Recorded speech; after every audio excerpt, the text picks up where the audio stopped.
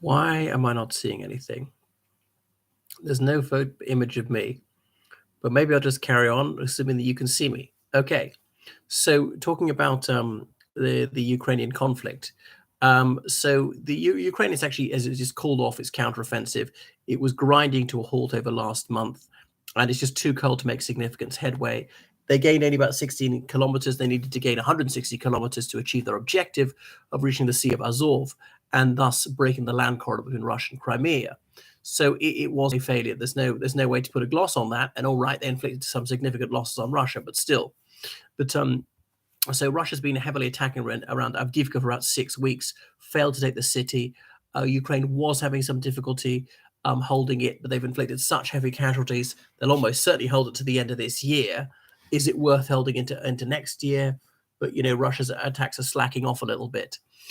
So Ukraine crossed the river Dnieper about 6 weeks ago as well, near Kherson. They've only penetrated about 2 kilometers east of the river. Had difficulty getting further because they had to resupply their bridgehead across the river. So Russia seems to have successfully contained the Ukrainians there, and this attack was supposed to take the pressure off Ukraine elsewhere, and it's had rather little success on that. And obviously, the last month there have been salvos of Russian drones and missiles against Ukrainian cities, particularly Kiev, but they are infrequent, far less frequent than they used to be the same time last year. So Russia's stratagem appears to be this: to husband their missiles and drones, and then use lots of them in one go. And that is more than the Ukrainian air defense can cope with sometimes. I mean, Ukraine, obviously, it saves its patriots to shoot down major missiles. If it's quite a small one going to hit an apartment block, they just got to let it hit because the number of air defense missiles the Ukrainians have got is finite. So these attacks are not inflicting significant damage. The Ukrainians suggest they're shooting down about 95% of these drones and missiles. Probably a small exaggeration, but it's true that it's more than a nuisance, but it's not a serious threat to them. But Ukrainian attacks against Russian soil have almost ground to a halt because Ukraine just does not have the soldiers and the munitions to spare for that. And it was really only a pinprick against Russia. There were some sabotage operations, derailing trains and so on. Probably the major headache for Ukraine is they don't have enough shells, and they again have to use them very sparingly indeed. Only use them when absolutely unavoidable, or they're certain they're going to hit the target. Because the Western Allies were supposed to furnish 1 million shells this year, and they've only given about 500,000. And there's no indication that's going to improve. If anything, it's going to get even worse. So Ukraine urgently needs that 50 billion US dollars in the aid package, which is still held up in the United States Congress. Well, even worse, in the Senate. Even if passed by the Senate, it's got to go through the House of Representatives. Admittedly, as that's Democrat controlled, it's got a good chance of getting through the House of Representatives. But I think Ukraine is going to receive some aid, particularly military aid, next year, but it's going to be rather less than $50 billion because President Biden is going to have to make a compromise with the Republicans in order to get this through. More money for Israel, more money for border security, less money for Ukraine, therefore. So some Ukrainians are being very public in lambasting President Zelensky, as of course is their constitutional right. Ukraine is a free country. Even in wartime, there's no censorship. So the mayor of Kiev, Vitaly Klitschko, is perhaps the most outspoken in his denunciations of Volodymyr Zelensky. And mustn't forget that as mayor of Kiev, the capital, Klitschko is a major figure in his own right. And there's a serious chance that he will seek the presidency next year, and he's got a realistic chance of even winning it. At the moment, if you look at the polls, it seems as though Zelensky will be re-elected, though not comfortably.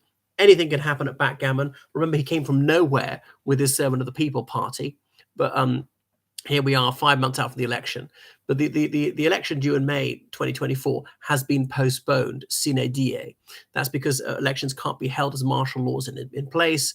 The Verkhovna Rada, as in the Ukrainian parliament, has to vote to extend martial law every few months. So Zelensky said the election simply cannot be staged because of the war. 5 Ukrainian regions are completely or else partially illegally occupied by Russia. But that's been the case since 2014, and the areas under Russian control are simply just not allowed to vote.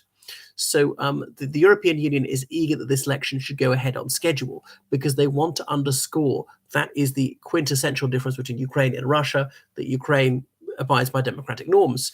But people in the United Kingdom mustn't make this point too hard, because of course I know the UK is not in the EU. Look at the Second World War, where the UK didn't have an election for that time. Went for 10 years without an election, delayed it by a further 5 years from what it should have been. But anyway, because Western countries say this is a war is about democracy, and that's less convincing if this election is postponed. Trouble is, it can't be postponed forever, and this war is likely to be going on into 2025, maybe even longer. Anyway, so Zelensky's stance is still that the Russians must withdraw completely and unconditionally from the whole of Ukraine, including the Crimean Peninsula. Only then shall he parley with the Kremlin. So studies of wars over the past 3 decades or so have concluded that if a war doesn't end within its first 12 months, then it's probably going to last over a decade. And here we are almost at 2 years. And so it might even last 10 years, probably at a lower tempo than we're at now. And it was just a few days ago that the United States published an estimate of Russian casualties, concluding it's about 315,000 casualties. Now, usually you think about a quarter of those are killed, the remainder are wounded. It might be slightly higher killed in Russia because their field hospitals are so poor.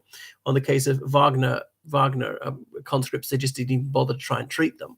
And there are only about 2,000 Russian prisoners of war in Ukraine. There were more, but some were released in exchanges. So Ukraine refuses to give a return of its casualties, but the expert consensus is their casualties are roughly 50,000 dead and about 150,000 wounded. There are approximately 4,000 Ukrainian prisoners of war held by Russia. A lot of them taken in the very first few days. This idea there are going to be mass desertions from the Russian military, we're still not seeing it. Obviously, there's a trickle of desertions, but the trickle could eventually turn into a flood. So in November this year, a list was published using open source media of over 24,500 Ukrainian soldiers who've been confirmed killed in the conflict. And Ukraine claims over 11,000 of its civilians have been killed, in almost all cases by Russia or its satellites, the so-called Lugansk People's Republic, Donetsk People's Republic, Redut, Wagner, whoever. So anyway, so Ukraine claims to have 800,000 troops in the field, but there's some skepticism about that. You might have them on the books. So Zelensky said just today that they're going to have to draft some refugees. So many of these, some of them were left as underage boys last year. They've since subsequently turned 18. They're going to have to come back and serve. What do they refuse? Our police forces in Western European countries are going to have to arrest them to force them to serve. Anyway, so thousands of Ukrainian men left, crossed the border illegally, or in some cases gave a bribe to be granted bogus medical exemptions and so on. And there's some very affluent Ukrainian men in Western Europe, and they are not doing their bit.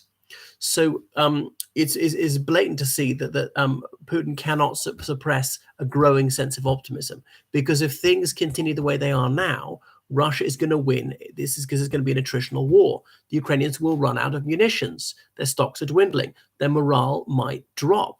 So Ukraine, without more Western funding, is going to find it a real headache to pay salaries and to keep roads, railways, bridges, everything, the electric grid functioning.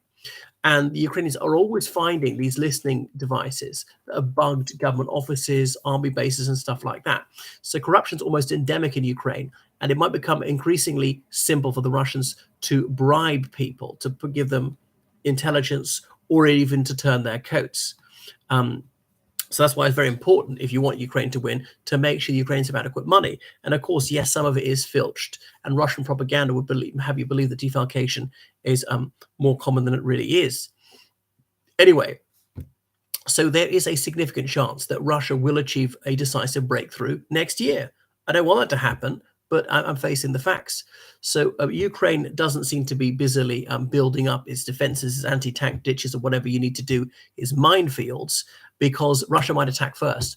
Who's going to attack first in the spring of 2024, of course, is anybody's guess. And we can't say where that attack will come. But at the moment, Ukraine just doesn't have the munitions, because you want to put down a huge bombardment before you do that, soften up the enemy, blow up their minefields or anything.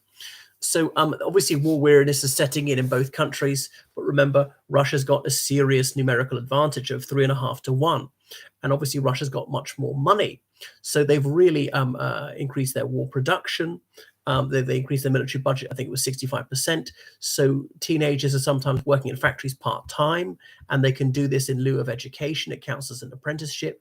So Russia has managed to convince, or in some cases coerce, these Gastarbeiter from the other former Soviet countries like Kyrgyzstan or Turkmenistan to enlist in the Russian army, holding out the prospect of citizenship or whatever if they do so. Despite that being illegal in those countries, and some of these poor chaps that go home, they're jailed for having joined the Russian army when they had no real choice. So the war is not as unpopular in Russia as you might think, because of course it's obviously not all Russians are getting killed, and particularly not ethnic Russians. There's obviously the indigenous minorities who tend to get killed. So there is some disquiet in Russia amongst wives and mothers of soldiers. Some guys who were drafted in September 2022, meant to be for a year, well over a year later, they still haven't been demobilized or even given any leave. But Russia is successfully containing this. But I'm sorry to say that the prospect for next year are bleak for the Ukrainians. When the war began, it was bleak, but they surprised everybody. They exceeded everybody's expectations. They could do so again, but I wouldn't bet on it. And there's nothing indicative of the West ramping up support, which is why I'm sorry to say that I'm actually quite pessimistic for Ukraine next year. Might not be defeated, but he's probably going to lose a bit more ground. Right. Thanks for watching my channel. Please donate on PayPal, georgecallahan79@gmail.com, and subscribe on Patreon for access to thousands more videos and articles behind the paywall. Goodbye.